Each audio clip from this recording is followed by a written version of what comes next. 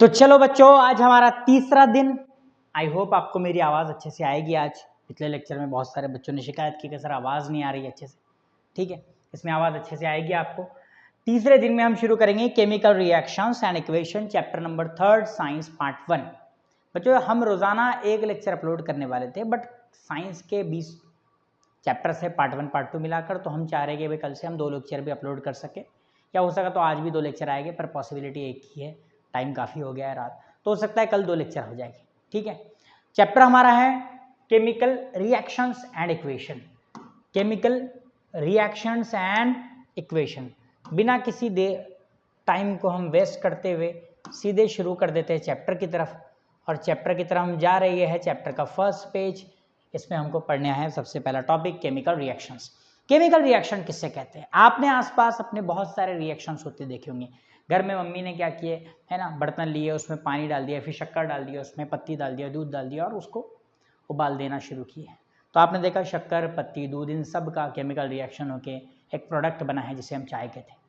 लेकिन आपने लिए बर्फ़ और उसको गिलास में डाल दिया, 10 मिनट के बाद वो पानी बन गया, ऐसे बाहर रखा था तो रूम में, आपने उसको पी लिया है। तो बर्फ़ से पानी बनाना ये फिजिकल चेंज है, क्योंकि आइस जो था, बर्फ़ जो था, उसका केमिकल फार्मूला था H2O। पानी जो बना उसका भी केमिकल फार्मूला है H2O। कोई भी केमिकल चेंज नहीं हुआ तो ये केमिकल रिएक्शन नहीं हुई। लेकिन जहां पर कुछ 1, 2, 3, 4, एक भी हो सकते हैं, 2 भी, 3 भी, 4 भी रिएक्टेंट मिक्स होते हैं, उससे कोई प्रोडक्ट बनता है। प्रोडक्ट बिल्कुल डिफरेंट होता है केमिकल प्रॉपर्टी में। ऐसी प्रोसेस को केमिकल रिएक्शन कहते हैं। और जब उस रिएक्शंस को लिखा जाता है, वर्ड में लिखो या केमिकल फॉर्मूला में, उसको केमिकल इक्वेशन कहते हैं। रिएक्शन उस प्रोसेस का नाम है। प्रोसेस को जब हम लिख रहे हैं देन उसे हम इक्वेशन कहेंगे। क्या कहेंगे? इक्वेशन। मैं शायद फ़ोन फ्लाइट मोड पर डालना भूल गया, 1 सेकंड दीजिए। अभी फ़ोन को फ्लाइट मोड पे कर देते हैं ताकि कोई डिस्टर्बेंस हमको ना हो ड्यूरिंग लेक्चर को रिकॉर्ड करते वक्त। चलो शुरू करते हैं। तो ये हो गया आपका केमिकल रिएक्शंस, जो मैंने आपको अच्छे से समझा दिया। अब यहाँ पर कुछ फेनामेना है और उसको आपको बताना है कि ये केमिकल चेंज है या फिजिकल चेंज है। ये बोर्ड में 1 मार्क के लिए आएगा। कहाँ पर आएगा? कहाँ पर आएगा? MCQs में आ सकता है। Which of the following is chemical change? 3 option दे सकता है को। ऑप्शन 1 हो सकता है आपका which of the following is chemical change. Option 1 transform of ice into water, नहीं है। ऑप्शन 2 इवोपरेशन ऑफ वाटर, नहीं है। ऑप्शन 3 रिपनिंग ऑफ फ्रूट्स, है। Option 4 condensation of water into ice, नहीं है। समझ में बात? तो इस तरह से आपको आ सकते हैं ऑप्शंस, इसलिए ये मैंने आपको बुक में टिक करा दिया। एक बार फिर से हम फटाफट रिवाइज कर लेते हैं इसको। Transformation of ice into water, physical change. Cooking of food, chemical change. Ripening of fruit, chemical change. Milk turn into curd, milk जो होता है दूध, उसका कर्ड में, दही में टर्न हो जाना, ये भी केमिकल चेंज है। मिल्क में लैक्टोज शुगर थी, जिसका लैक्टोबैसिलस बैक्टीरिया के साथ रिएक्शन होके कर्ड बना, यानी दही बना, उसमें लैक्टिक एसिड है, तो ये केमिकल चेंज है। सारे नहीं देखते बैठते, हम पढ़ लेते आगे, रिवीजन चल रहा है हमारा, है इसलिए। अब यहाँ पर कुछ एक्टिविटीज करनी है हमको, और फटाफट हम एक्टिविटीज को करेंगे। सबसे पहली एक्टिविटी में हमको क्या क्या लेना है ना? तो एपरेटस में थर्मोमीटर लेना है जो कि टेम्परेचर मेजर करेगा। इवोपरेटिंग डिश लेना है, इस तरह से एक डिश रहेगी, बर्तन, एक इवोपरेटिंग डिश बर्तन रहेगा। ट्राइपॉड स्टैंड लेना है, इस तरह से एक स्टैंड रहेगा, ट्राइपॉड स्टैंड। याद रखो ये ट्राइपॉड स्टैंड जो है, तो वो वाला स्टैंड नहीं जिससे मैं वीडियो रिकॉर्ड कर रहा हूँ। इस पर इस तरह से डिश रखेंगे हम, और नीचे गैस लगाकर कुछ गर्म करेंगे। ठीक है, उसके बाद फनेल लेना है, एक बंसन बर्नर लेना है। जो बर्नर है इसको बंसन बर्नर कहते हैं, एक्सेट्रा। इसमें यहाँ पर होल होता है जिससे हम ऑक्सीजन सप्लाई रोक भी सकते हैं, शुरू भी कर सकते हैं। देखना है, कंटिन्यू करेंगे थोड़ा फास्ट। केमिकल्स क्या क्या लेना है? सबसे पहले लेना है lime stone powder.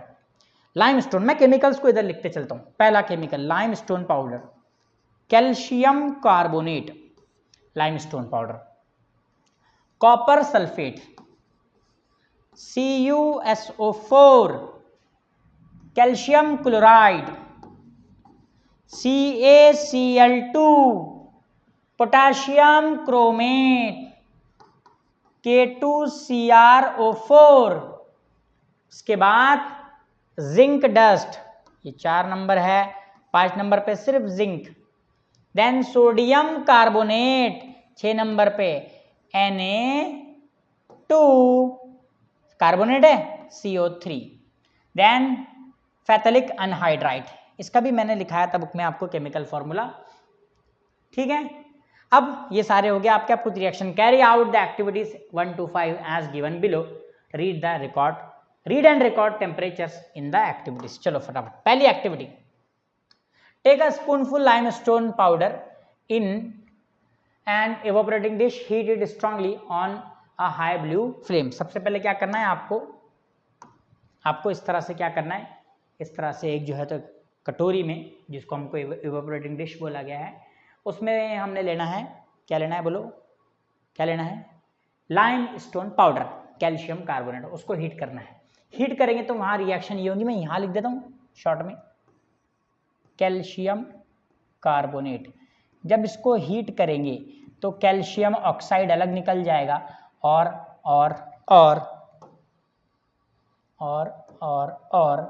Carbon dioxide gas अलग हो जाएगी। कौन सी गैस, कार्बन डाइऑक्साइड गैस अलग हो जाएगी। ये पहले इसमें रिएक्शन होगी। दूसरी reaction, add zinc dust into the copper sulphate solution. Zinc dust, तो copper sulphate plus zinc sulphate plus copper. Next, add potassium chromate, ये potassium chromate solution to barium sulphate solution. कहाँ लिखूँ इसको, यहाँ लिख देते, कहीं तो एडजस्ट कर लेते। क्या है पोटेशियम क्रोमेट बैरियम सल्फेट, थोड़ी बड़ी रिएक्शन है इसलिए समझने के लिए कहीं भी लिख लेंगे, टाइम जा रहा है। Potassium chromate plus barium sulphate, इससे बनता है barium chromate plus potassium sulphate. आगे बताऊंगा आपको इनके टाइप्स क्या क्या है। तो add sodium carbonate Na2CO3 solution to the calcium chloride solution Na2CO3 CaCl2, इससे बनेगा कैल्शियम कार्बोनेट। इसके प्रोडक्ट बताता हूँ, product calcium carbonate plus NaCl2 time, ठीक है। उसके बाद take phthalic anhydride in the evaporating dish, close the end of the stem of funnel with the cotton plug, keep this funnel inverted on the evaporating dish, heat the evaporating dish on the tripod stand slowly on a low flame. What did you observe? Okay, कैसे करना है इसकी diagram समझ लो। ये जो evaporating dish है यहाँ पर बना लेता हूँ, ये इवेपोरेटिंग डिश ऐसे है ना, इसके ऊपर उल्टी फनेल रखनी है आपको, उल्टी ऐसे ऐसी, और यहाँ पर फनेल में कॉटन लगाना है, अच्छे से कॉटन, और अंदर फैथलिक अनहाइड्राइड रखना है, उसको हीट करना है स्लो फ्लेम पे। तो यहाँ पे क्या हो रहा है, अब ये 5 एक्टिविटी की है, 5वें एक्टिविटी में क्या हुआ नीचे टेबल में हम आपको बताते हैं। पहली एक्टिविटी है ना, पहली एक्टिविटी क्या है, ये वाली, take spoonful limestone powder in the ये इवेपोरेटिंग डिश। तो इसमें कोई कलर चेंज नहीं होता है, इसमें कोई कलर चेंज नहीं होता है ना। गैस रिलीज होती है क्या इसमें, कार्बन डाइऑक्साइड गैस रिलीज होती है। टेम्परेचर चेंज होता है क्या, नहीं होता है इसमें।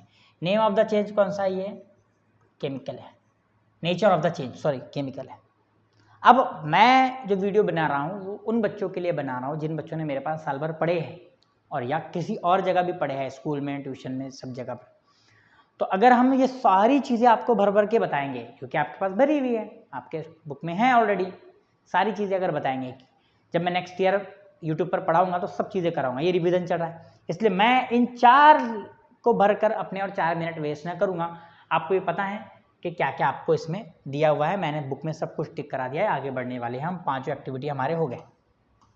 इसके बाद ऑब्जर्व एंड कीप रिकॉर्ड। यहाँ पर थ्योरी में आपको बताया गया, इस थ्योरी को पढ़िए। A physical change takes place due to change in that parameters such as temperature, pressure. Often physical change is irreversible, the composition of matter remains the same in physical change. Physical change वो है जिसमें temperature change हो, pressure change हो, density change हो, और उसमें matter वही रहता है, मैटर चेंज नहीं होता, उसको फिजिकल चेंज कहते हैं। आगे बोलेंगे, on the contrary, if the composition of matter changes during the process, then it is called chemical change। इस पैराग्राफ में बताया गया है फिजिकल चेंज वो है जिसमें प्रेशर चेंज हो सकता है, टेम्परेचर चेंज होता है सब्सटेंस का, लेकिन सब्सटेंस का कंपोजिट यानी कि वो किससे बना है, उसके अंदर कौन सा केमिकल स्ट्रक्चर है, वो चेंज नहीं होता है। उसका केमिकल स्ट्रक्चर सेम रहेगा, लेकिन केमिकल चेंज में उसका पूरा कंपोजिशन ही चेंज हो जाएगा। जिस तरह से अभी हुआ, कैल्शियम कार्बोनेट को हीट करे तो कैल्शियम ऑक्साइड अलग निकल गया और कार्बन डाइऑक्साइड अलग निकल गया। अब जो दो प्रोडक्ट बने हैं कैल्शियम ऑक्साइड वो अलग, कार्बन डाइऑक्साइड अलग, और जो पहला प्रोडक्ट रिएक्टेंट था कैल्शियम कार्बोनेट, उन सब की प्रॉपर्टी तीनों की अलग अलग है। कार्बन डाइऑक्साइड रूम टेम्परेचर पे गैस है, कैल्शियम कार्बोनेट रूम टेम्परेचर पे सॉलिड था, ये वाइट कलर का था वो कलरलेस है, एक्सेट्रा एक्सेट्रा, सारी प्रॉपर्टी डिफरेंट है। तो ये केमिकल चेंज है। फिजिकल चेंज में कंपोजिशन चेंज नहीं होता है मैटर का, बॉन्ड नहीं टूटते हैं, केमिकल फॉर्मूला वही रहता है फिजिकल चेंज में। आगे बढ़ने जा रहे हैं, केमिकल इक्वेशन। अब ये केमिकल इक्वेशन पढ़ाते हुए हमको पूरा बैलेंसिंग तक एक ही इक्वेशन लेकर चलेगा, वो ये वाली इक्वेशन देखो, ये इसको डिस्प्लेसमेंट इक्वेशन कहते हैं। Copper sulphate plus zinc is equal to zinc sulphate plus copper.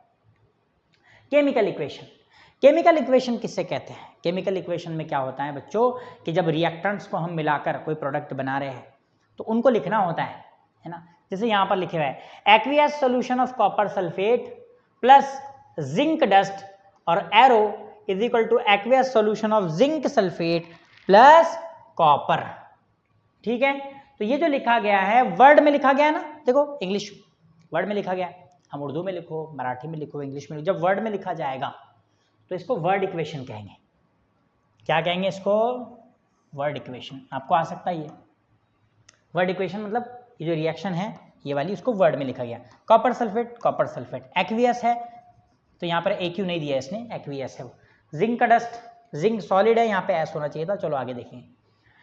फिर उससे बना हमारा जिंक सल्फेट और बना कॉपर। तो अगर वर्ड में लिखा जाएगा तो वर्ड इक्वेशन, और वही इक्वेशन को, उसी वर्ड इक्वेशन को केमिकल फॉर्मूला इस्तेमाल कर कर अगर लिखा जा रहा है इस तरह से, तो इसको कहेंगे कौन सी इक्वेशन बच्चों? Chemical equation.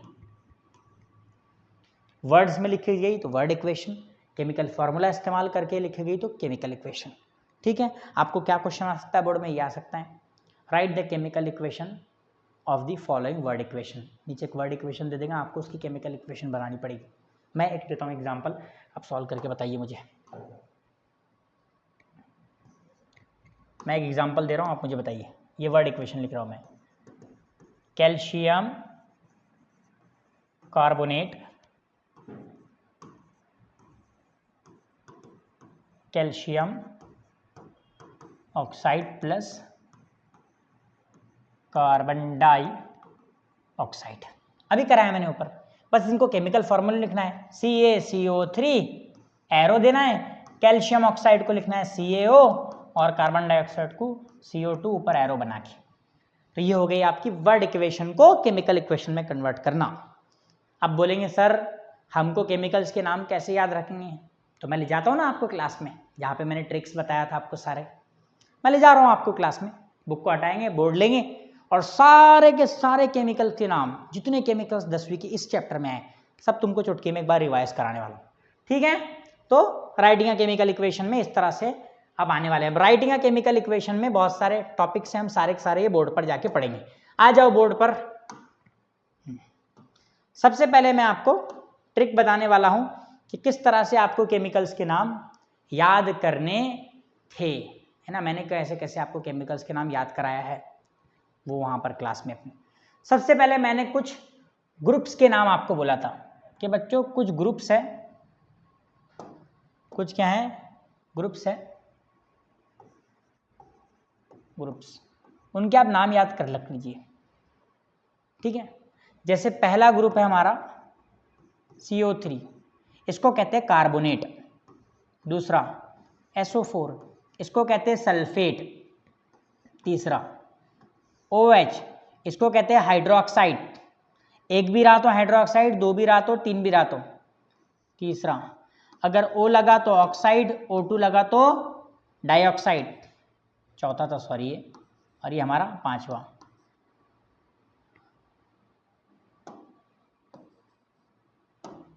पांचवा देखो बच्चों, CrO4, क्रोमेट कहते हैं इसे। क्या कहते हैं बच्चों इसे? क्रोमेट। छठा Cl लगे या Cl2 लगे या Cl3 लगे, इनको कहते हैं क्लोराइड। क्या कहते हैं बच्चों इनको? क्लोराइड। ये कुछ नाम है, sulphate, carbonate, hydroxide, oxide, dioxide, chromate, chloride, chloride, chloride, इन सबको क्लोराइड बोलना है। अब इन पे से तुम किसी भी केमिकल का नाम बना सकते हो, किसका भी, मैं आपको बना के बताता हूँ। बस इन ग्रुप को बाद में जोड़ना है। पहले एक मेटल का नाम आएगा, है ना, पहले एक मेटल का नाम आएगा, बाद में ग्रुप का नाम, पहले मेटल का नाम बाद। जैसे Na2 कौन है ये? सोडियम। अब इसके आगे CO3 लग गया तो नाम क्या हो गया बोलो? Sodium carbonate, calcium carbonate, potassium carbonate, हो गया। अगर आपको सल्फेट देखना है, zinc sulphate, copper sulphate, potassium sulphate, barium sulphate. बस पहले नाम लगा देना मेटल का और बाद में ग्रुप का नाम। ये सारे ग्रुप के नाम याद मैंने आपको कराया हुआ क्लास में, ठीक है। और भी बहुत सारे, sodium chloride, magnesium chloride, aluminium chloride. कल मैंने जब लेक्चर अपलोड किया था उसमें एल्यूमिनियम को सिर्फ ए लिखा था, मिस्टेक हो गई थी, Al है एल्यूमिनियम। मैंने अपलोड करते वक्त देखा, लेकिन मैं वाला डबल का रिकॉर्ड करते, बच्चे समझदार थे अपने, जिनके लिए कर रहे हैं वो समझदार है, बस टेंशन लेने की जरूरत नहीं। आ जाओ, तो ये ग्रुप्स के नाम देखो। क्रोमेट देख लो, chromate, potassium chromate, barium chromate, इधर देखो, calcium hydroxide, okay, sodium hydroxide, potassium hydroxide. याद रखो, एक बार रिवाइज करा दे रहा हूं, ध्यान से देखना। Carbonate, sulphate, hydroxide, oxide, dioxide, chromate और क्लोराइड। अगर दो भी रहे तो भी हाइड्रोक्साइड ही बोलना है। OH2 दो बार हो, तीन बार हो, कितने बार हो, उसको हाइड्रोक्साइड ही कहना है। मैं छुप जा रहा है कि इधर, हाँ इधर रहना पड़ेगा। चलो ठीक है, तो इस तरह से आपके नाम आने वाले हैं। अब आते हैं हम राइटिंग अ केमिकल इक्वेशन, इस कंसेप्ट की तरफ। राइटिंग अ केमिकल इक्वेशन मैं पूरा क्लियर कर ले रहा हूँ।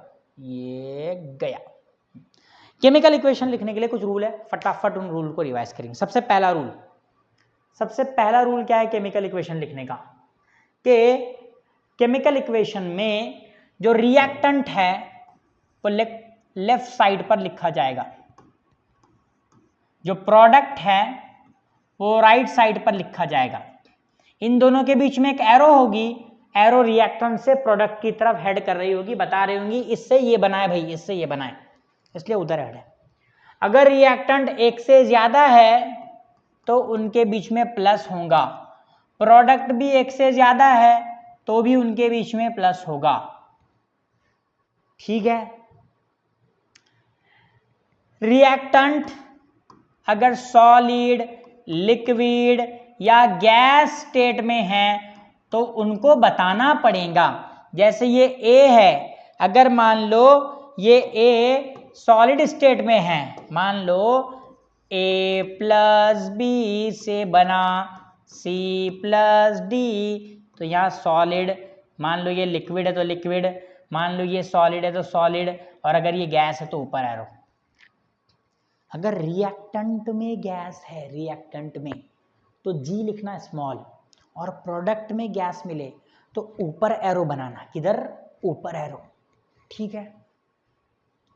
और अगर सॉल्यूशन है तो एक्वियस लिखना। जैसे कॉपर सल्फेट का सॉल्यूशन था एक्वियस, जिंक सॉलिड था पाउडर सॉलिड तो एस, जिंक सल्फेट का सॉल्यूशन मिला तो एक्वियस, कॉपर सॉलिड मिला तो एस। ये कुछ रूल्स हैं। इधर इधर एक से ज़्यादा है तो प्लस, उनके फिजिकल स्टेट लिखेंगे। हाँ, रिएक्टेंट में सॉलिड है तो एस लिखेंगे, प्रोडक्ट में सॉलिड है तो एस लिखेंगे, प्रेसिपिटेट मिला तो नीचे एरो करेंगे। प्रेसिपिटेट एक ऐसा सॉलिड मिलता है प्रोडक्ट में जो प्रोडक्ट में मिक्स नहीं होता, जिसको छान के अलग कर लेते हैं, इनसॉल्यूबल, उसको प्रेसिपिटेट कहते हैं। तो अगर मान लो x plus Y is equal to Z plus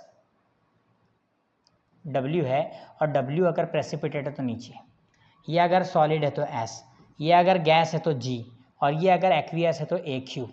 aqueous पानी मिला हुआ solid, solid gas, gas gas product में है तो G नहीं लिखना, सॉरी ऊपर एरो करना है। रिएक्टेंट में गैस है तो G लिखना है। ये सारे रूल्स हैं क्या लिखने के, केमिकल इक्वेशन लिखने के रूल्स हैं। कोई कैटलिस्ट इस्तेमाल किया जा रहा है तो वो भी लिखिए आप एरो के ऊपर, जिस तरह से आपकी बुक में एक इक्वेशन है ना।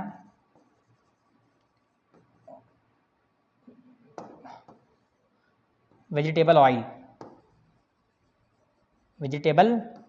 ऑयल इक्वेशन नंबर 6 है, प्लस हाइड्रोजन गैस, तो यहाँ पर लिखाया था निकल और नीचे लिखाया था 60 डिग्री सेल्सियस, और इससे बनता है वनस्पति घी। क्या बनता है? वनस्पति घी। जितनी बुक मुझे याद है मैं यहाँ बताऊँगा, जो याद नहीं है बुक में जाना पड़ेगा। वेजिटेबल ऑयल, हाइड्रोजन गैस, वनस्पति घी। कितने रिएक्टेंट है? 2 रिएक्टेंट है, वेजिटेबल ऑयल, हाइड्रोजन। ये रिएक्टेंट नहीं है, ये कैटलिस्ट है, इसकी मौजूदगी में रिएक्शन होगी। ये क्या है? स्पेशल कंडीशन है, अगर कोई रिएक्शन किसी खास टेम्परेचर पर हो उसी भी बताना पड़ेगा, ठीक है। और कितना प्रोडक्ट बना? Single product.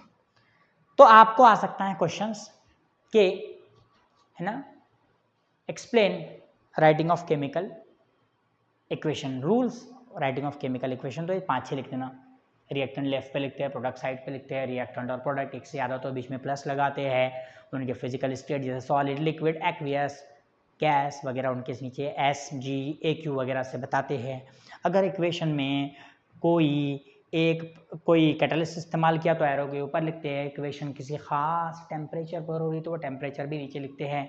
इक्वेशन में अगर हीट सप्लाई की जा रही है तो एरो के ऊपर इस तरह से साइन लिखते हैं, और अगर हीट प्रोडक्ट में मिल रही है तो x प्लस आगे हीट लिखते हैं इस तरह से।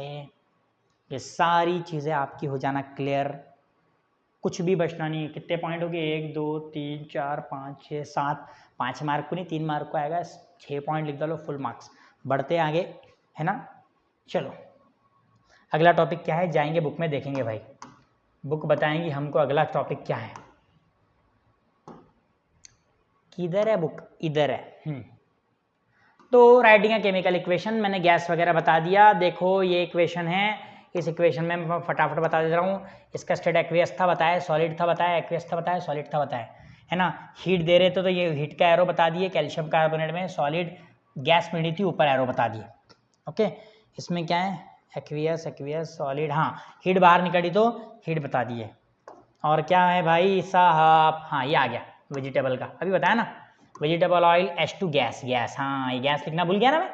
60 डिग्री ऊपर, निकल कैटलिस्ट नीचे, वनस्पति घी, सॉलिड बना तो सॉलिड। और क्या रह गया रे भाई इसमें? हाँ वो तुम जो एसिड इस्तेमाल करोगे शायद वो कॉन्सेंट्रेटेड, डाइल्यूट, दोनों में से जो रहा वो भी लिखना पड़ेगा। अगर एसिड कॉन्सेंट्रेटेड है तो कॉन्सेंट्रेटेड लिखिए, डाइल्यूट है तो डाइल्यूट लिखिए। हो गया वो टॉपिक, ये वाला टॉपिक कवर करें हमने भी।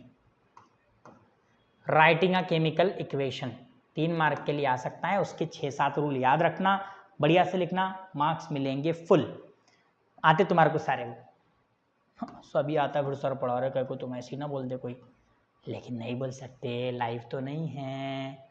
हाँ अब क्या है ये, क्यों है ये, क्या खबर, हाँ मगर जो भी है बड़ा लेंदी लगता है। हाँ चलो, अब आपको एक प्रोसीजर करने के लिए बोला इसने, कीजिए टेस्ट ट्यूब लीजिए, कोनिकल फ्लास्क लीजिए, बैलेंस सिलेंडर लीजिए, सोडियम क्लोराइड लीजिए और सिल्वर नाइट्रेट लीजिए। Sodium chloride NaCl plus silver nitrate Ag, NO3 nitrate रह गया था बताना, NO3 को नाइट्रेट बोलते, नाम दो कितने बढ़िया बने, सोडियम Cl का क्लोराइड, Ag सिल्वर, NO3 क्या रहता, नाइट्रेट।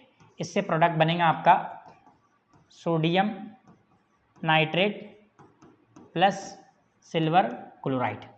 बच्चों यहाँ पर दिया गया है, ठीक है, सिल्वर क्लोराइड।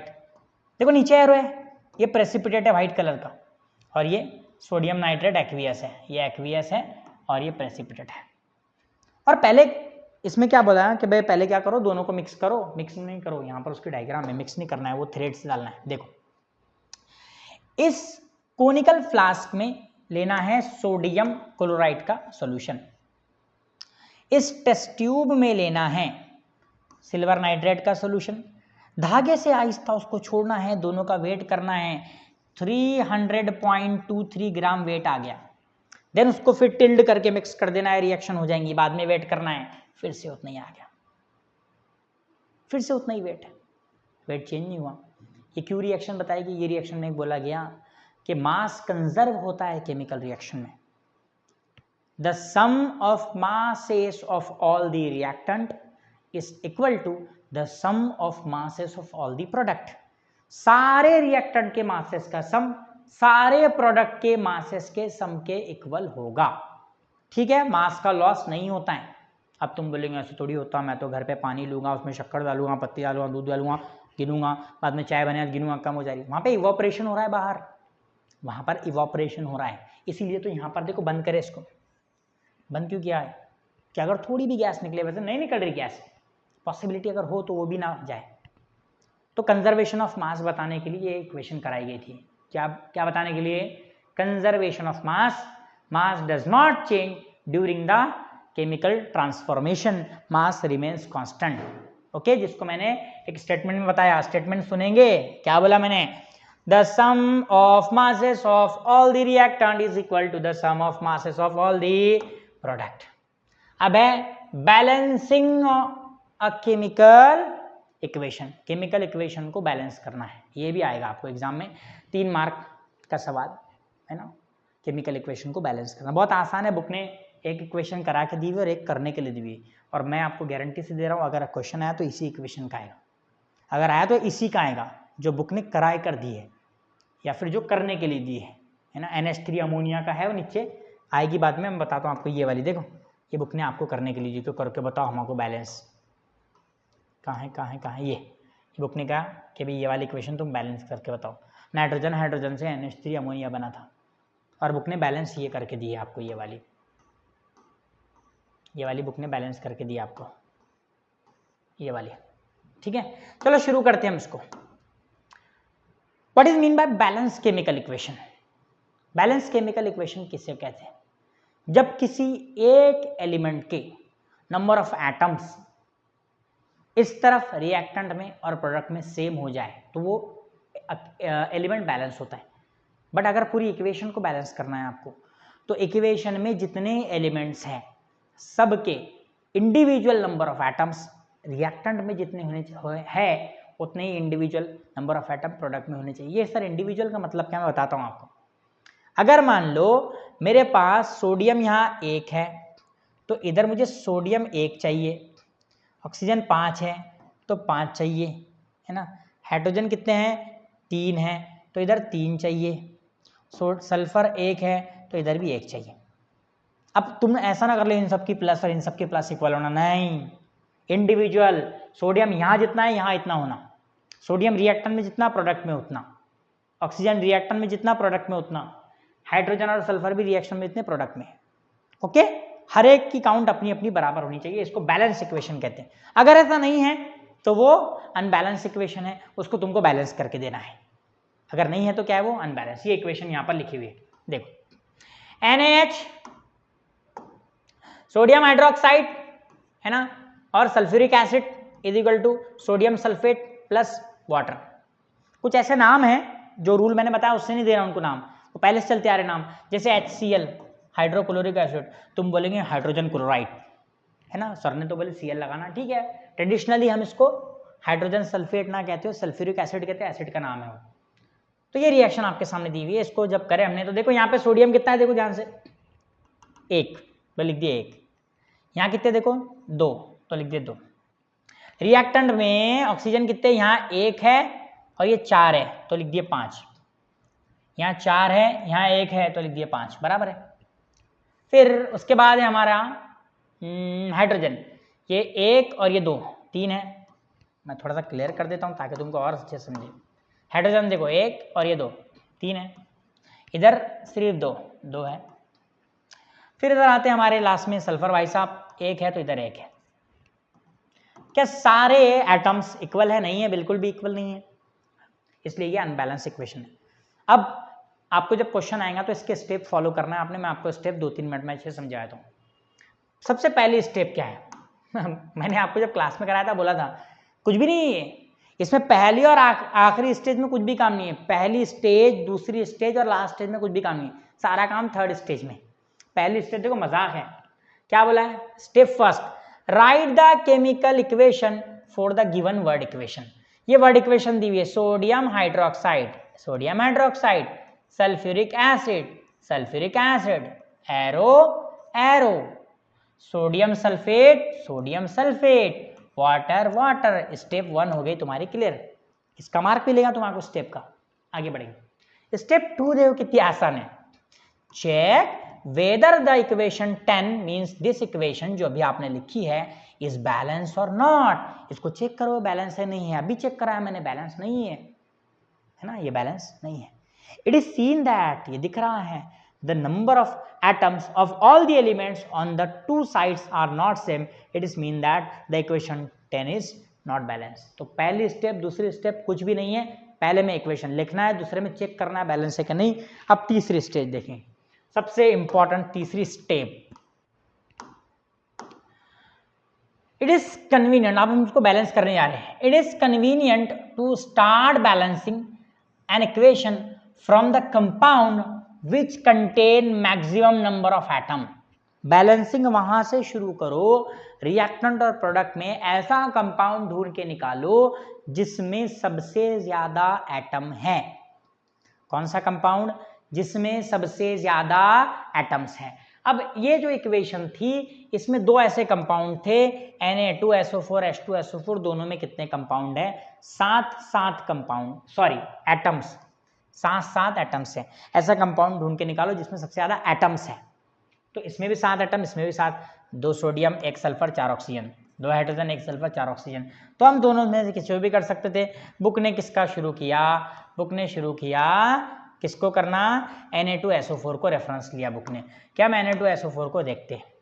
Na2SO4 को जब हमने देखा लिख कर तो हमने देखा कि भाई यहाँ पर 2 सोडियम थे, यहाँ पर सिंगल सोडियम था, तो हमने इसको 2 से मल्टीप्लाई कर दिया और नई इक्वेशन बन गई 2NaOH plus H2SO4 is equal to Na2SO4 plus H2O। ये इक्वेशन बन गई है। अब जब ये इक्वेशन बन जाएंगी फिर से एक बार टेबल बनाना है अपने ये वाला और फिर से चेक करना है कि वो बैलेंस है क्या नहीं। मैं चेक कर रहा हूँ एलिमेंट्स, थोड़ा से इसको ऊपर ले लेते हैं ऐसा, हाँ चलो चेक करते बैलेंस है कि नहीं। ध्यान से देखो, सबसे पहले सोडियम, ये देखो सोडियम 2 है, ये NaOH के पहले 2 लिखा है, इसका मतलब NaOH 2 मर्तबा है, तो सोडियम भी 2 है उसमें, ऑक्सीजन भी 2 है, हाइड्रोजन भी 2 है, तो 2 हो गए। इधर देखो Na2 2 मर्तबा है तो 2 हो गए। ऑक्सीजन देखो ये 4, तो बच्चों ऑक्सीजन देख रहे थे हम बैलेंस है कि नहीं। तो ये देखो ऑक्सीजन यहाँ पर 4 है, यहाँ पर एक 5 है, सॉरी 6 है, ये देखो ये 2 और ये 4 6 है, लेकिन यहाँ पर कितने देखिए 4 और 1 5, उधर 5 है इधर 6 है। हाइड्रोजन को देख लेते हैं, हाइड्रोजन देखो इधर 2 है और इधर 2 है, 4 है, लेकिन इधर सिर्फ 2 है, ये 2 है। सल्फर हमारा बैलेंस ही है 1 और दोनों तरफ 1 है। अब यहाँ पर थोड़ा सा अपना दिमाग दौड़ाना है, कैसे दौड़ाएंगे ध्यान से देखो, ध्यान से देखो, आ जाओ। सोडियम 2 बढ़िया से, इधर भी 2, हाइड्रोजन 6 इधर 5, सॉरी ऑक्सीजन 6 उधर 5, हाइड्रोजन 4 इधर 2, हमको सल्फर भी बराबर मिल गए, सोडियम भी बराबर मिल गया, बढ़ाने हैं ये दोनों, वो भी किधर, प्रोडक्ट में। ऑक्सीजन 6 है, इधर 5 है, एक ऑक्सीजन बढ़ाना है। हाइड्रोजन 4 है, इधर 2 है, इधर 2 हाइड्रोजन बढ़ाने हैं। मतलब बढ़ाना क्या है, बढ़ाना क्या है भाई, ध्यान से देखो, प्रोडक्ट में एक ऑक्सीजन और 2 हाइड्रोजन, मतलब एक वाटर मॉलिक्यूल बढ़ाना है, एक वाटर मॉलिक्यूल बढ़ाना है। तो वाटर मॉलिक्यूल तो है यहां पर H2O प्रोडक्ट में, उसको एक और बढ़ाना है, मतलब उसको 2 से मल्टीप्लाई कर देना है, तो कर दिए 2 से मल्टीप्लाई। ठीक है, अब ये वाली इक्वेशन देखिए, दिस मिल गई, बैलेंस हो गया। स्टेप 3 में मेन काम है, फर्स्ट सेकंड सिंपल है, फर्स्ट में लिखना है इक्वेशन को, वर्ड देगा, एक वो केमिकल लिखना है, सेकंड में चेक करना है बैलेंस है कि नहीं, और थर्ड में बैलेंस करना है। 2 स्टेप में बैलेंस हुई हमारी, थर्ड वाली में 2 स्टेप लगे। अब आती है स्टेप 4। स्टेप 4 हलवा है, मजाक है। क्या है स्टेप 4? स्टेप 4 कहता है write down the final balance equation again, फिर से वो बैलेंस इक्वेशन लिखो, फिर से वापस से वो बैलेंस इक्वेशन लिखो। ठीक है, थोड़ा सा फास्ट हो जाते हैं, मुझे लगता है बहुत टाइम ले रहे हैं अपन इसमें। ठीक है, ये बैलेंस करने के लिए दिया था आपको, करके बताया तो 2 मिनट में ये balance, nitrogen hydrogen NH3 table बना लेते हैं यहाँ पर छोटा सा, इधर कहते हैं रिएक्टेंट, इधर कहते हैं प्रोडक्ट, यहाँ पर हाइड्रोजन, यहाँ पर नाइट्रोजन, जैसा भी एडजस्ट कर लो। हाइड्रोजन इधर 2 है बच्चों, इधर कितना है, 3 है हाइड्रोजन, और इधर नाइट्रोजन 2 है बच्चों, इधर कितना है, 1 है। बैलेंस है क्या, नहीं है। तो मैं पहले नाइट्रोजन बैलेंस करने जा रहा हूँ, इधर 2 है उधर 1 है, इधर 2 है उधर 1 है, इधर 2 है उधर 1 है, इधर भी 2 करने के लिए इसको 2 से मल्टीप्लाई करता हूँ, N2 प्लस H2 गैस वगैरह तुमने लिख लेना, 2NH3। टेबल फिर से बनेगा, टेबल तो बनेंगे भाई, टेबल टेबल सबके निकलेंगे, पर लिख लेंगे उसके जो खड़ा रहेगा। हाइड्रोजन नाइट्रोजन, हाइड्रोजन देखो कितने, 2 2, नाइट्रोजन कितने, 2 2, इधर हाइड्रोजन कितने, 2 3 जा 6, और इधर नाइट्रोजन कितने, सिर्फ 2। देखो H3 2 बार है तो 6, नाइट्रोजन 2 बार है तो 2 हो गया। अब बैलेंस हो गया नाइट्रोजन, हाइड्रोजन इम्बैलेंस हो गया, हाइड्रोजन यहाँ पे 6 हो गए और इधर 2 है, मतलब रिएक्टेंट में हाइड्रोजन 2 है, उसको 6 करना है, 2 को 6 करना है, इस 2 को 6 करना है, 2 को 6 करना है, 3 से मल्टीप्लाई करना पड़ेगा। कर दीजिए, N2 plus 3H2 2NH3 and this is your balance equation. लिख लेना एक टेबल बनाकर। आगे अपनी इक्वेशन, अगले टॉपिक पे हम बढ़ रहे हैं, वक्त काफी हो गया, नियरली 40 मिनट्स हो गए, nearly. Types of chemical reactions, इस पे क्वेश्चन आएगा, है ना। तो हमारे पास हमको इस चैप्टर में पढ़ने हैं combination, decomposition, displacement, double displacement, endothermic, exothermic, oxidation, reduction, 8 types पढ़ने हैं। फटाफट चलते हैं। सबसे पहला टाइप, सबसे पहला ये देखो, आ जाओ फटाफट, देखो कितने इक्वेशन है। पहली इक्वेशन ये है, आपके सामने दी हुई है, मैंने क्लास में प्रैक्टिकल में कराया हूं। Ammonia hydrogen chloride, ammonium chloride, ammonia hydrogen chloride, ammonium chloride. बच्चों रिएक्टेंट ये दोनों हैं, प्रोडक्ट अकेला है। दूसरी equation magnesium oxygen, magnesium oxygen, magnesium oxide. तीसरी equation calcium oxide water, calcium oxide water, calcium oxide water, calcium hydroxide, single product.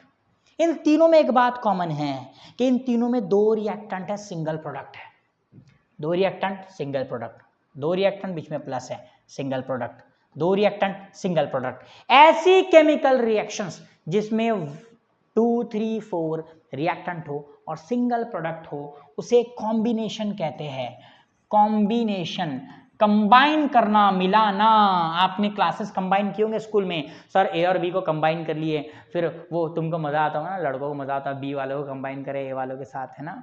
वो B में है, मैं ए में हूँ, चलो जो भी है, तो कंबाइन कर तो मजा आता तुम लोग। तो कॉम्बिनेशन मतलब 2-3 चीजों को मिलाकर एक बनाना, combination reaction. 2 reactant single product, 2 reaction single product, 2 reaction single product. Next वाली स्टेटमेंट हमारी डिकम्पोजिशन की तरफ जा रहे हैं, डिकम्पोजिशन रिएक्शन।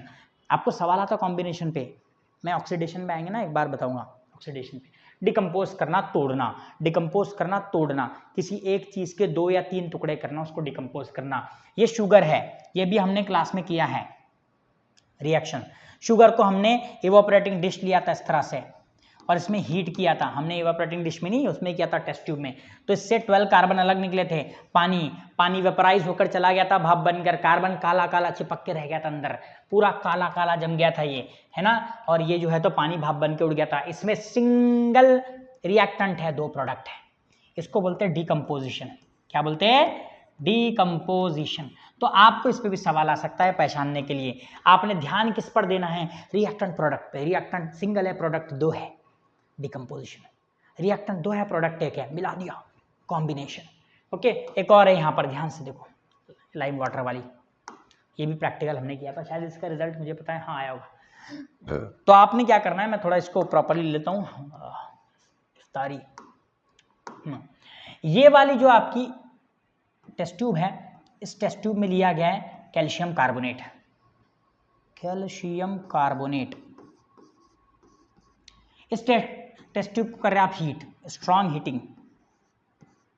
इसमें 2 प्रोडक्ट बनेंगे, calcium oxide plus carbon dioxide. Fast चलना है मेरे साथ। कैल्शियम ऑक्साइड इसी में रह जाएगा, चूना।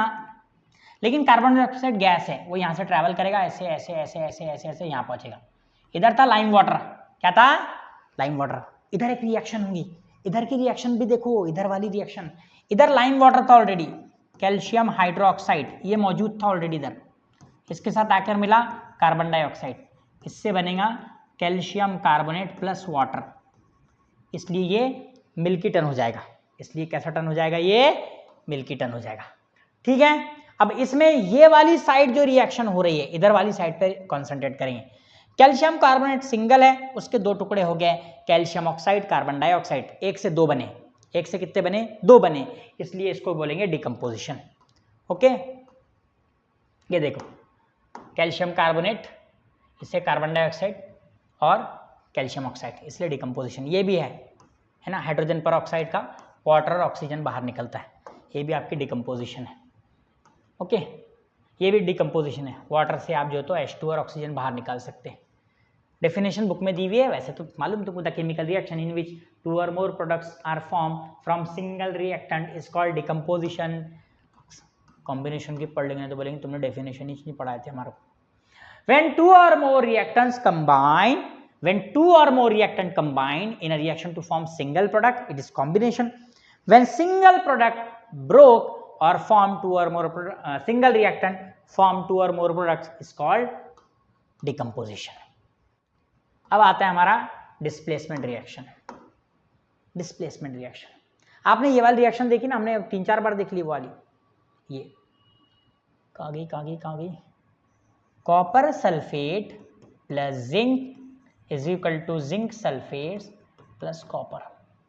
इसमें जिंक जो है वो मोर रिएक्टिव आयन है और कॉपर जो है वो लेस रिएक्टिव आयन है। यहाँ पर जब इनको पानी में डालते ना तो कॉपर अलग हो जाता, कॉपर +2 हो जाता और SO4 -2 रहता और जिंक +2 रहता। तो इसमें मोर रिएक्टिव कौन है? जिंक। लेस रिएक्टिव कौन है? कॉपर। तो मोर रिएक्टिव मेटल या मोर रिएक्टिव आयन जब किसी सॉल्यूशन में से लेस रिएक्टिव आयन को हटाकर खुद वहां बढ़ जाते हैं, उसको बोलते हैं डिस्प्लेस करना। ठीक है, तुम चले गए, तुमने देखे तुम्हारी जगह पे कोई और बैठा हुआ, बोला हट, तुम उसकी जगह बैठ, डिस्प्लेस कर दिया उसको। तो ये कब कर सकते तुम? जब तुम ज़्यादा ताकतवर है, सामने वाला कम ताकतवर, वहाँ कैसा बैठा, अपना है ना वो, उसको हटा के अपन बढ़िया नहीं, कैसा बैठता तू? तो जिंक ने क्या किया, किसको हटा दिया? कॉपर को हटा दिया।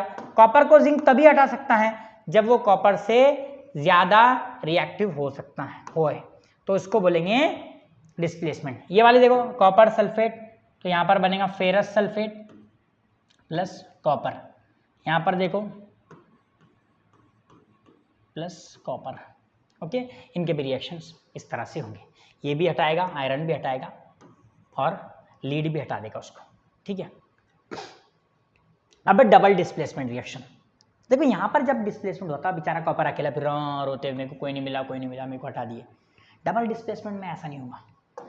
डबल डिस्प्लेसमेंट में 2 आयन अपने साथ वालों को एक्सचेंज करेंगे। ध्यान से दो, ये रिएक्शन मैं कराता हूं। Potassium chromate plus barium sulphate, इसमें क्या होगा, बैरियम और सल्फेट इनके बीच में डाइवर्स हो जाएगा, ठीक है। पोटाशियम और क्रोमेट इनके बीच में भी डाइवर्स हो गया, ओके। फिर ये बैरियम जाएगा क्रोमेट के साथ और पोटाशियम जाएगा सल्फेट के साथ, तो बना potassium sulphate plus barium chromate CrO4, ठीक है। इस तरह से ये रिएक्शन कंप्लीट होंगी।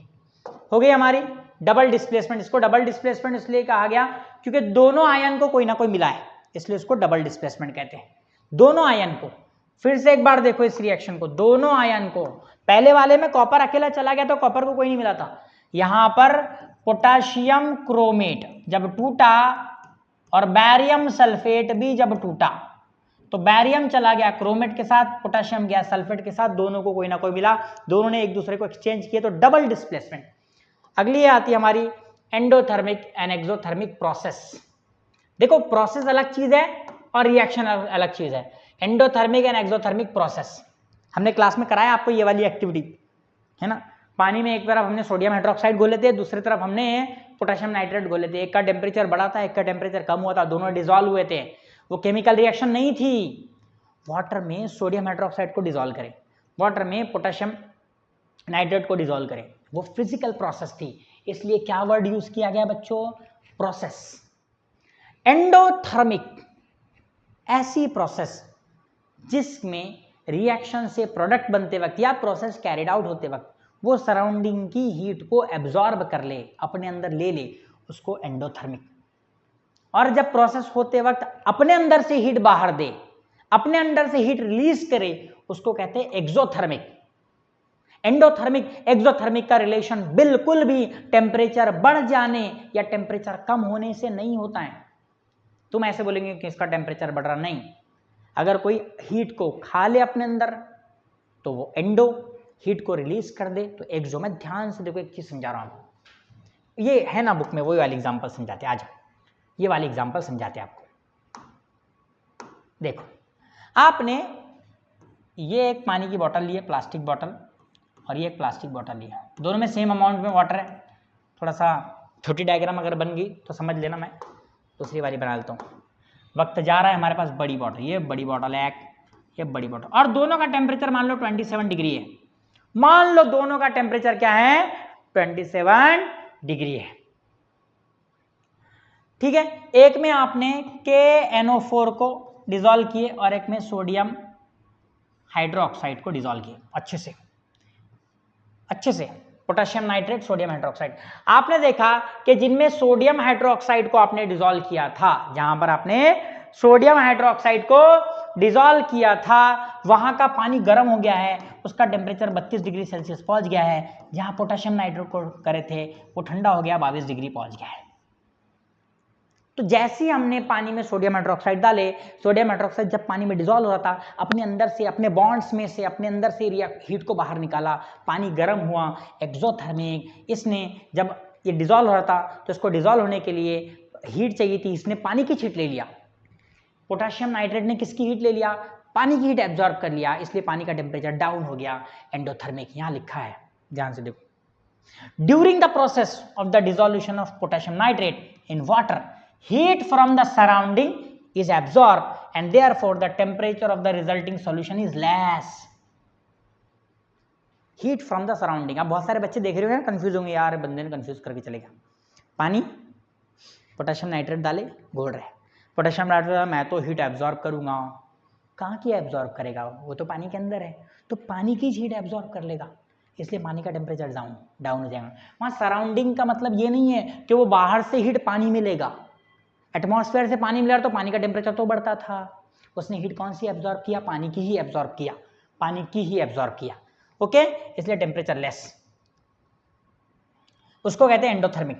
When the solid NaOH is dissolved in water, heat is given out and therefore the temperature increase।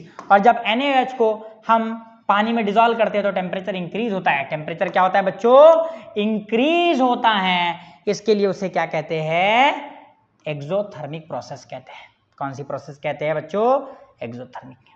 अब एंडोथर्मिक एक्सोथर्मिक रिएक्शन देखते हैं। वो तो प्रोसेस थे, केमिकल रिएक्शन। देखो कैल्शियम कार्बोनेट प्लस हीट लिखा है, याद रखो ये प्लस हीट लिखा है, इसने प्लस हीट नहीं लिखना चाहिए था, इसने ऐसे एरो देना चाहिए था, तुम कंफ्यूज हो जाएंगे, उसको रिएक्टेंट मान लेंगे। हीट रिएक्टेंट नहीं होता है, ना ही हीट प्रोडक्ट होता है। तो इसको तोड़े तो कैल्शियम ऑक्साइड कार्बन डाइऑक्साइड, इसमें हीट दी गई है, इसको हीट गर्म किया गया इसलिए एंडोथर्मिक। लेकिन कैल्शियम ऑक्साइड में जब पानी मिलाते हैं तो कैल्शियम हाइड्रोक्साइड बनता है और हीट रिलीज होती है और वो जो सोल्यूशन है वो गर्म हो जाता है। जब वो सोल्यूशन गर्म हो जाएगा, हीट रिलीज होगी, तो उसको एक्सोथर्मिक रिएक्शन बोलेंगे। कौन सी रिएक्शन बोलेंगे? एक्सोथर्मिक रिएक्शन बोलेंगे। ठीक है, आगे बढ़ते हैं हम रेट ऑफ केमिकल रिएक्शन की तरफ। केमिकल रिएक्शन का रेट, मैंने रेट का मीनिंग आपको समझाया था, सिंपल वर्ड में समझने के लिए स्पीड है ना। Rate of chemical reaction, chemical reaction की स्पीड। रेट ज्यादा है मतलब फास्ट हो रही है प्रोसेस, रेट स्लो है मतलब के ज्यादा वक्त ले रही है। तो यहां पर कुछ बातें बताई गई। Cooking gas start burning on ignition, ये बहुत फास्ट होता है, ये फास्ट, वेरी फास्ट प्रोसेस लिखना आपने। आयरन आर्टिकल्स अंडरगोस रस्टिंग, लोहे को जंग लगता है, very slow process. Erosion of rocks takes place to form soil, है ना। पहाड़ों का टूट टूट कर मट्टी बनना, ये भी बहुत स्लो प्रोसेस है। ये देखना आपने, कोई प्रोसेस फास्ट है, कोई प्रोसेस क्या है, स्लो है। ठीक है, दुनिया में कोई प्रोसेस बहुत स्लो होती है, कोई प्रोसेस बहुत फास्ट होती है, और आपको बताना है कि वो प्रोसेस जो स्लो हो रही है, फास्ट हो रही है, उसके रीजंस क्या है, उसके फैक्टर्स कौन से वो फैक्टर्स है जो प्रोसेस को स्लो करते हैं या प्रोसेस को फास्ट करते हैं। तो पहला फैक्टर है nature of reactant. Nature of reactant, जब आपका रिएक्टेंट हाईली रिएक्टिव रहेगा तो रिएक्शन फास्ट होगी, मतलब के रेट ज्यादा। जब आपका रिएक्टेंट लेस रिएक्टिव रहेगा तो प्रोसेस स्लो होगी, यानी कि रिएक्शन का रेट कम है। दूसरा, size of the particle, size of the particle of reactant. आपको दो टेस्ट ट्यूब दी गई है, एक में पाउडर लिया है कैल्शियम कार्बोनेट का, एक में पीसेस लिए हुए कैल्शियम कार्बोनेट के बड़े बड़े, दोनों में HCl डाला। पहले किसमें जो है तो कार्बन डाइऑक्साइड के बबल निकले पाउडर वाले में, क्योंकि हाइड्रोजन क्लोराइड यानी HCl, ये जो आपका ये है एसिड, ये दोनों से रिएक्शन करता है, पीसेस से भी करता है और पाउडर से भी करता है। ये टेस्ट ट्यूब है आपकी, ध्यान से देखो, इस टेस्ट ट्यूब में एक में पाउडर है और एक में पीसेस है। पाउडर से फास्ट करेगा, पीसेस से स्लो करेगा। फास्ट इसलिए करेगा क्योंकि उसका साइज कम है, तो साइज जितना कम रहेगा रेट ऑफ रिएक्शन उतना ज्यादा रहेगा, ये आपको लिखते आना चाहिए। तीसरा है कॉन्सेंट्रेशन ऑफ द रिएक्शन। हाँ, कॉन्सेंट्रेशन बच्चों याद रखो, कॉन्सेंट्रेशन। डाइल्यूट हाइड्रोक्लोरिक एसिड के साथ जब रिएक्शन करेंगे, डाइल्यूट के साथ स्लो रिएक्शन होंगी, और वहीं HCl अगर कॉन्सेंट्रेटेड है तो फास्ट रिएक्शन होंगी। डाइल्यूट के साथ स्लो होंगी, कॉन्सेंट्रेटेड के साथ फास्ट होगी। चलता रहेगा रिएक्शन। अभी हमारा लेक्चर इंशाल्लाह और 15 मिनट है, इसमें अगले टॉपिक करते हैं। नेक्स्ट टॉपिक है temperature of reaction. Temperature of reaction, ठीक है बच्चों, ध्यान से सुनो। अगर आप घर में अगर आप घर में एक बर्तन ले, उसमें दूध, चाय पत्ती सब कुछ रख दे, डाल दे, पानी डाल दे और उसको रख दे गैस पर, क्या चाय ऑटोमेटिक बन जाएगी? नहीं बनेगी। क्यों? उस केमिकल रिएक्शन के लिए टेम्परेचर जरूरी है, टेम्परेचर बढ़ाना जरूरी है।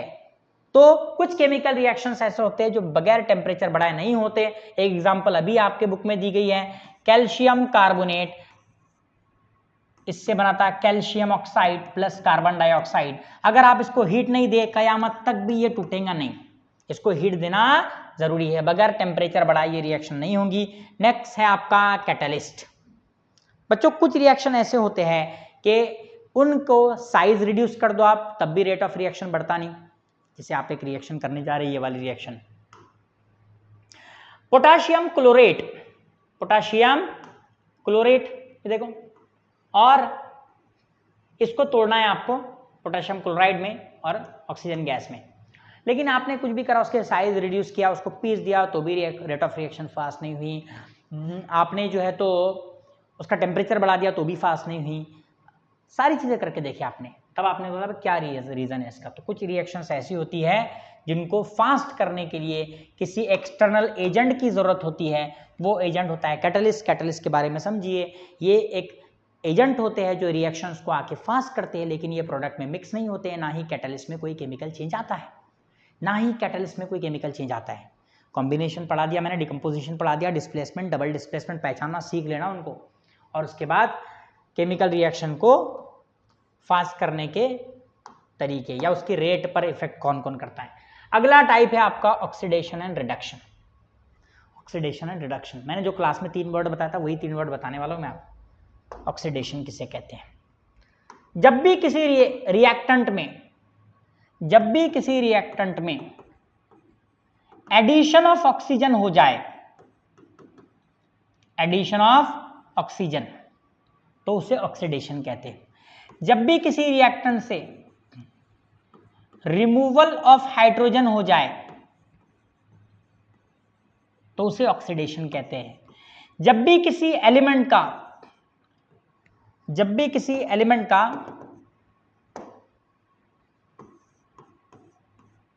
लॉस ऑफ इलेक्ट्रॉन हो जाए तो उसे भी ऑक्सीडेशन कहते हैं। तीनों की एक एक एग्जांपल ले लेंगे ऑक्सीडेशन समझना है तो। Mg+O2, 2Mg+O2, 2MgO, addition of oxygen हुआ मैग्नीशियम में तो मैग्नीशियम का ऑक्सीडेशन हो गया। लॉस ऑफ हाइड्रोजन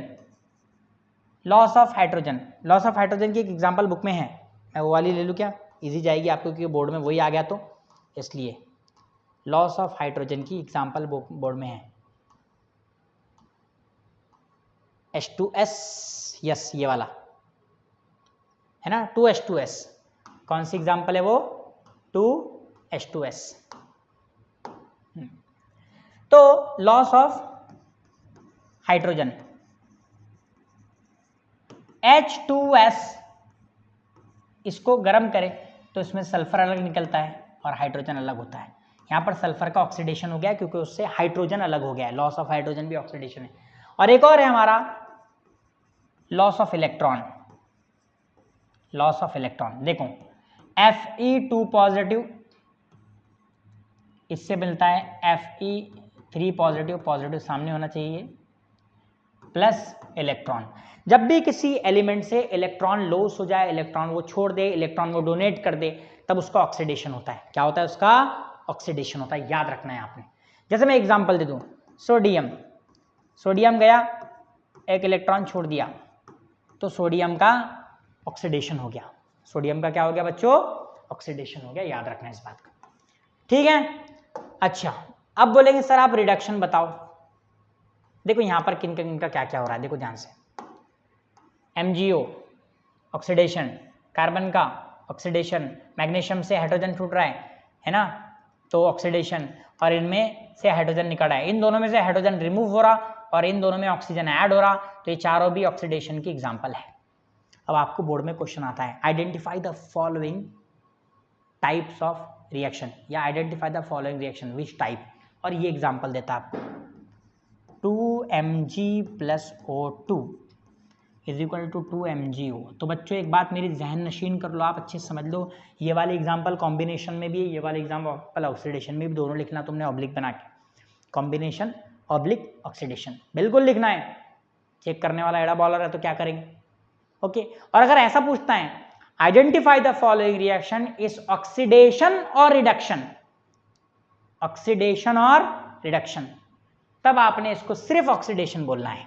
ये देगा, आइडेंटिफाई करने का बोलेगा, ऑक्सीडेशन और रिडक्शन ये लिख कर देगा तो ऑक्सीडेशन बोलिए, लेकिन अगर सिर्फ आइडेंटिफाई करने का बोला तो ऑक्सीडेशन भी बोलिए, कॉम्बिनेशन भी बोलिए। हम रिस्क नहीं ले सकते, 1 मार्क का क्वेश्चन आएगा तो।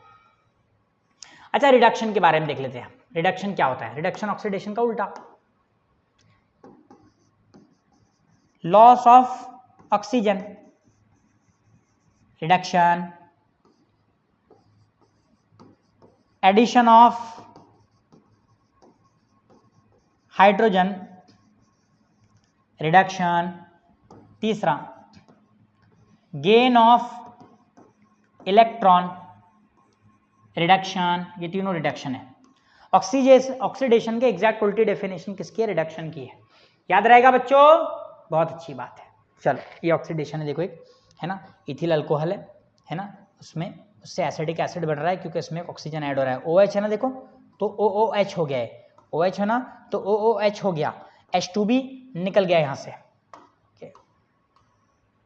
हाँ, ये टेबल देखो, बच्चों दुनिया में जब भी कोई ऑक्सीडेशन होता है तो जो अपना ऑक्सीजन देते हैं ऑक्सीडेशन करने, उनके दो नाम हैं, ऑक्सीडाइजिंग एजेंट पहला नाम, क्या दूसरा नाम है ऑक्सीडेंट। ऑक्सीडाइजिंग एजेंट या ऑक्सीडेंट जो अपना ऑक्सीजन दे रहे, कौन कौन है वो? पोटेशियम डाइक्रोमेट है ना, पोटेशियम परमैंगनेट है ना, हाइड्रोजन परऑक्साइड या O3, ये सारे, इनसे नैसेंट ऑक्सीजन मिलता है। ये जो ब्रैकेट में ऐसा सिंगल ऑक्सीजन लिखा हुआ रहता है ना, इसको नैसेंट ऑक्सीजन कहते हैं। और फिर वो ऑक्सीजन का इस्तेमाल होता है किसमें? हमारी ऑक्सीडेशन रिएक्शन में। ओके, यहां पर कुछ रिएक्शंस दिए हुए, ये ऑक्सीडेशन रिएक्शन, ये भी देखो, ये भी ऑक्सीडेशन है, बुक ये आएगा आपको। फेरस से फेरिक, Fa2 पॉजिटिव, 2 पॉजिटिव का मतलब क्या है? इसके 2 इलेक्ट्रॉन दिया किसी को इसने, लेकिन जैसे ही 3 पॉजिटिव बन रहा, मतलब इसने एक और दे दिया किसी को। पहले आयरन ने 1 इलेक्ट्रॉन दिया तो 1 प्लस आएगा, एक और दे दिया तो 2 प्लस आएंगे, एक और दिया तो 3 प्लस आएंगे। तो यहां से यहां तक Fe2 पॉजिटिव से Fe3 पॉजिटिव तक उसने अपना इलेक्ट्रॉन डोनेट किया है, दिया है किसी को तो भी, इसलिए 3 पॉजिटिव हुआ, फेरस से फेरिक बना, तो ये ऑक्सीडेशन है। क्या है बच्चों? ये ऑक्सीडेशन है। ठीक है, उसके बाद आता है ये वाली रिएक्शन, देखो बोल रहा हूं, copper oxide H2, copper H2O। इसमें ध्यान से देखना, कॉपर का ऑक्सीजन छूट गया तो कॉपर का हो गया रिडक्शन, कॉपर का क्या हो गया? रिडक्शन। लेकिन ऑक्सीजन को कौन मिल गया? हाइड्रोजन, तो ऑक्सीजन का हो गया, सॉरी हाइड्रोजन का हो गया ऑक्सीडेशन। क्या होगा? हाइड्रोजन का ऑक्सीडेशन। जब दो चीजें एक साथ हो रही है, ऑक्सीडेशन भी रिडक्शन भी, उसको रेडॉक्स रिएक्शन बोलते हैं। कौन सी रिएक्शन बोलते हैं? रिडॉक्स। रिडॉक्स रिएक्शन मतलब reduction plus oxidation, reduction plus oxidation, इसमें दोनों हुए। कॉपर का ऑक्सीजन छूटा तो कॉपर का हो गया रिडक्शन, लेकिन हाइड्रोजन को ऑक्सीजन मिला तो हाइड्रोजन का हो गया ऑक्सीडेशन। और ऐसी रिएक्शन को ऑक्सीडेशन को, ऐसी रिएक्शन को रिडॉक्स रिएक्शन कहेंगे। When reduction and oxidation takes place simultaneously in the same equation, उसको कहेंगे रिडॉक्स रिएक्शन। रिडॉक्स रिएक्शन की एक और एग्जांपल आपके सामने यहां पर है, रिडॉक्स रिएक्शन की है, याद रखो। इसमें ठीक है, एक कॉल आ गया था, मैं स्टॉप कर दिया। तो ये एग्जांपल देखिए आपके सामने ऑक्सीडेशन रिडक्शन की। सल्फर का ऑक्सीडेशन हुआ है कि उससे हाइड्रोजन छूट गया, लेकिन हाइड्रोजन का ऑक्सीडेशन हुआ है, उसको ऑक्सीजन मिल गया है। तो ये कुछ एग्जांपल्स आपके सामने हैं ऑक्सीडेशन रिडक्शन के। अब आता है कोरोजन। बुक में एक्सपेरिमेंट किया गया है ना, oil layer on a boiled water. ये बॉइल्ड वाटर लिए, उसके ऊपर ऑयल लेयर डाले, इसमें एक नेल डाल दिए, सॉल्ट सॉल्यूशन में एक नेल डाल दिए, ऊपर से खुला ही, खाली एयर है, कुछ भी नहीं है इसमें। और इसमें एयर है एंड अनहाइड्रस कैल्शियम क्लोराइड। इसको समझिए, अनहाइड्रस कैल्शियम क्लोराइड क्या रहता है, इसको समझिए अच्छे से। अनहाइड्रस कैल्शियम क्लोराइड, ये जो अनहाइड्रस कैल्शियम क्लोराइड रहता, इसके ऊपर हमने लगा दिया रबर कॉर्क। तो उस टेस्ट ट्यूब में जितनी भी एयर होगी या जितना भी मॉइस्चर होगा, जितने भी वेपर्स होंगे, उसने सबको एब्जॉर्ब कर लिया होगा। और सब में, चारों में एक लोहे की कील डाल दी है, चारों में आयरन नेल। अब आपके पास कंडीशन ये है कि यहाँ आयरन नेल है, लेकिन अंदर कुछ भी वाटर मॉलिक्यूल्स नहीं है in the form of vapours, ना ही कोई एयर है। यहाँ आयरन नेल है, सिर्फ एयर है, पानी वगैरह नहीं है। यहाँ आयरन नेल है, लेकिन उसके ऊपर ऑयल लेयर है, वाटर, मतलब एयर आने को जगह नहीं है। यहाँ आयरन नेल है सॉल्ट सॉल्यूशन में। तो आपको क्वेश्चन पूछता है कि कौन सी जो है तो नेल पहले की तरह एज इट इज रहेगी और किसमें सबसे ज़्यादा रस्टिंग होंगी। सबसे ज़्यादा रस्टिंग यहाँ पर होंगी, सबसे ज़्यादा रस्टिंग यहाँ पर होंगी सॉल्ट सॉल्यूशन में, और बिल्कुल भी रस्टिंग यहाँ पर नहीं होंगी, बिल्कुल भी नहीं होंगी रस्टिंग वहाँ पर, क्योंकि वहाँ पर रस्ट के लिए दो चीज़ें ज़रूरी है, एक है एयर प्लस दूसरा है H2O यानी कि वाटर। एक है एयर, दूसरा है वाटर, दोनों हैं तो रस्टिंग होती है। किससे किससे रस्टिंग होती है? एयर प्लस वाटर, दोनों चाहिए। यहाँ पे दोनों भी नहीं है तो यहाँ बिल्कुल रस्टिंग नहीं होगी, यहाँ सबसे ज़्यादा रस्टिंग होगी सॉल्ट सॉल्यूशन के प्रेजेंट में। सॉल्ट के प्रेजेंट में रस्टिंग बहुत फास्ट होती है। ओके,